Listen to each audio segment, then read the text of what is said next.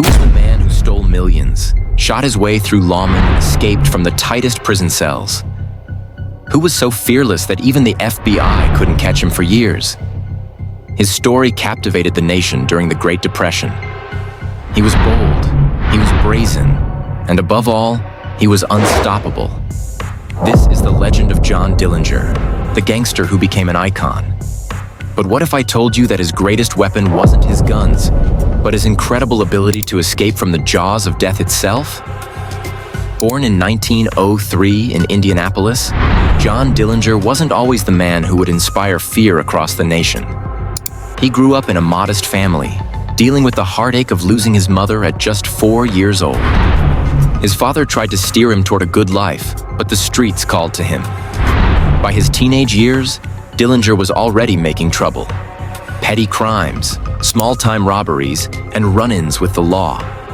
But then came his big break, or perhaps his big mistake. At the age of 20, he was arrested for the first time. His crime? A robbery gone wrong, and it was only the beginning. In the years to come, he would be tied to a string of violent crimes, including the notorious bank robberies that would make him a household name across America. But it wasn't just his crimes that got attention. It was his audacity. His crimes weren't the usual heists. Dillinger staged bold, daylight robberies that made him a symbol of the desperate times during the Great Depression.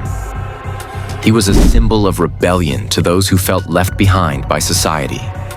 And for the police, he became public enemy number one.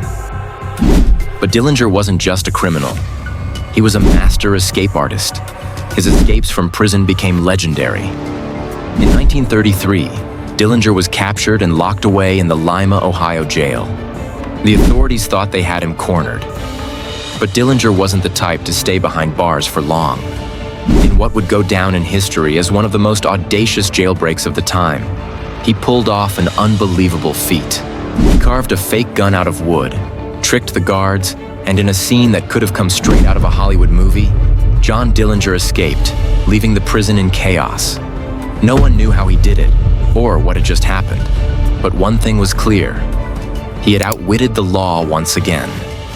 Just picture it, locked in a cell, with a fake gun carved from wood, and somehow you managed to escape the toughest jail in the country. This wasn't just luck. Dillinger was smart, strategic, and ruthless. But his escapes didn't stop there. Each time he was caught, he found a way to break free. Whether it was escaping from Crown Point Jail with a pistol smuggled in, or using a false identity to gain access to weapons, Dillinger seemed to always be one step ahead of the law. He became more than a criminal. He was a symbol of the unbeatable outlaw. The FBI, local police, and even hired bounty hunters couldn't keep up with his escapes.